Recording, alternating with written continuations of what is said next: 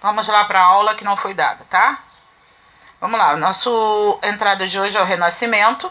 Essa matéria vai estar na prova, na V1 já está pronta, a V1 já está pronta e essa matéria está na prova, tá bom? Então vamos prestar atenção. O que seria Renascimento? Renascimento seria a passagem, a transição do feudalismo para o capitalismo, tá bom? Então o que seria o feudalismo? Que vocês já sabem, não preciso perguntar, nem preciso explicar isso, tá? Então, o Renascimento foi um movimento cultural que emergiu no período compreendido entre o final da Idade Média e início da Idade Moderna, tá? E o que eu já falei, é só a transição do feudalismo para o capitalismo. O renascer das obras, tá? O renascer da cultura, o renascer da arte, que se encontrava meio paralisada naquela época. Vocês têm aqui na arte várias obras que são do Renascimento clássico, tá bom? Então, o Renascimento, gente, se divide e ele custou para se colocar em outros países, tá? Alguns países tiveram um Renascimento tardio. O que dizer disso? Enquanto todos os outros países já tinham começado o Renascimento, esses países demoraram mais um pouco para entrar nessa teoria, nesse período. Então, os países que entraram foram a Inglaterra, a Alemanha, Holanda, Portugal e Espanha, que demoraram mais um pouco para poder abstrair isso, chegar. Então vamos lá. As fases do Renascimento, você tem o Trecento, Quattrocento e o Cinquento, tá bom? A primeira fase representa a preparação para o Renascimento, tá? Aí nós temos as pinturas de Giotto, que é o Beijo de Judas e o Juízo Final.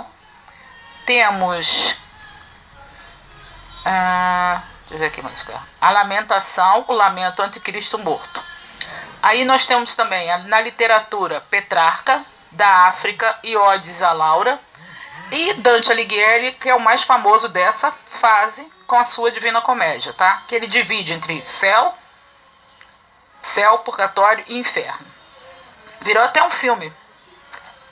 O Dan Brown até escreveu sobre isso, fez um livro e que virou um filme, tá bom? Vocês podem até pegar, o nome do filme é Inferno, tá? Baseado na obra de Dan Brown, aquele que escreveu o Código da Vinci, Anjos e Demônios, e vai por aí afora. O Quattrocento é o ápice do Renascimento, ou seja, foi quando o Renascimento realmente emergiu, fez coisas assim maravilhosas naquela fase. Então você tem os seguidores dentro e fora da Itália. Essa fase italiana você tem Leonardo da Vinci com a Mona Lisa, famosésima, que está aqui em cima, ó. Essa aqui é a Mona Lisa, também conhecida como La Gioconda, tá bom? Tá no Museu do Louvre. Quem for a Londres, dá uma visitadinha lá, tá bom? Então você tem a Mona Lisa, a Anunciação, Madonna del Caravaggio e a Virgem dos Rochedos, tá? Eu tenho um livro aqui que eu vou levar para vocês darem uma olhada nas obras de Leonardo da Vinci. Tem até os esboços, o início de tudo, o esboço que ele fez sobre antes de fazer as obras. Antes de fazer as obras, ele sempre fazia esboço de todas elas. E Leonardo da Vinci, gente, não foi só um pintor. O homem era pintor, cientista, matemático, filósofo. Para você ter uma ideia, a ideia de um avião, se vocês pegarem os afrescos e os desenhos antigos de Leonardo da Vinci, vocês vão ver praticamente um avião desenhado, um helicóptero e outras coisas. Então a ideia de uma coisa que voava veio de Da Vinci, tá bom? Vamos ver. Temos também um escritor holandês chamado Erasmo de Roterdã, tá? Que ele escreveu um elogio à loucura. Bom, não vou dizer para vocês darem uma lida nesse livro, porque vocês não vão conseguir entender muita coisa, tá? Porque a idade de vocês ainda não pega isso. Vocês teriam que ter começado um pouco antes com outros livros mais da idade de vocês, tá? E na última fase, o movimento atingiu todas as proporções que eram necessárias, tá? Ele dominou várias regiões do continente europeu. O Cinquento, infelizmente, é o marco final do Renascimento, tá? Aí você destaca Gil Vicente, O Alto da Barca do Inferno, é um autor português. Camões, tá? Com os Lusíadas. Camões aí se divide em dois. Camões tanto era lírico quanto épico, ou seja, ele tanto fazia poemas sobre a história de Portugal, quanto ele fazia poemas de amor, tá? Nisso você encontra na Legião Urbana, tá? Monte Castelo é uma mistura de Coríntios 13 com a obra de Camões. Ainda que eu fale a língua dos homens e dos anjos, se eu não tiver amor, eu nada serei. Tá? É só o amor que conhece o que é verdade. O amor é bom, não faz o mal, não sente inveja, nem se envaidece.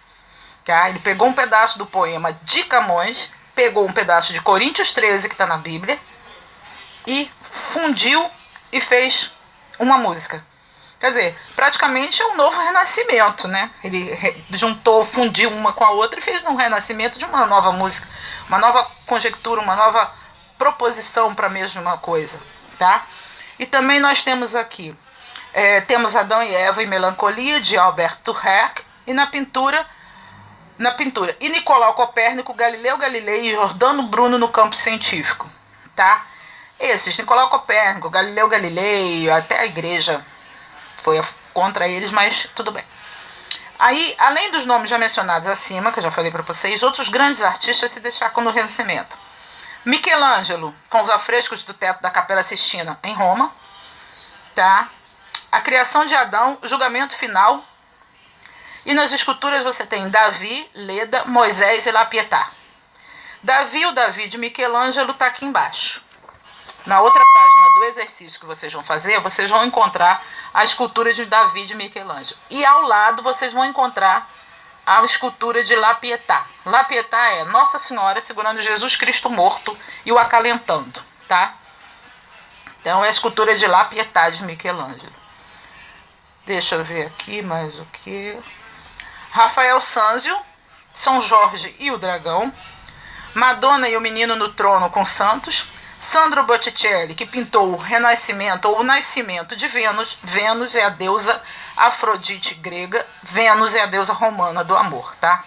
Então, esse quadro do nascimento de Vênus, ela está dentro de uma concha cercada de ninfas e ela sai de dentro da concha, porque a mitologia conta que Afrodite nasceu das espumas do mar, tá? Uma deusa feita nas espumas do mar. Então, o nascimento de Vênus de Botticelli, ele a coloca dentro de uma concha, como se ela nascesse de dentro da concha, tá bom? Aí você tem a primavera também, a tentação de Cristo e etc, tá? Existe aqui uma pintura da Última Ceia de Leonardo da Vinci. A gente tem que colocar também no Renascimento, os pintores renascentistas pintaram a anatomia humana de uma forma completamente diferente. Os pintores eles firmaram regras de perspectivas complexas, utilizando regra geométrica, tá? Com pontos de fuga, os quais direcionavam os elementos de pintura e o desenho, ou seja, você marcava geometricamente o meio de onde você ia começar e daqui você também media se aquele espaço ia dar para o desenho que você ia fazer. Ou vocês acham que simplesmente o cara chegou lá e... Não. Há uma perspectiva, há como olhar para o quadro que você está vendo. Primeiro você vê ele em branco, depois você vê a pintura pronta e depois você calcula onde você vai começar. Tá? O Renascimento é maravilhoso por conta disso. Tá certo, meus amigos? Página 11 para fazer, tá bom? Bye, bye e até a próxima aula.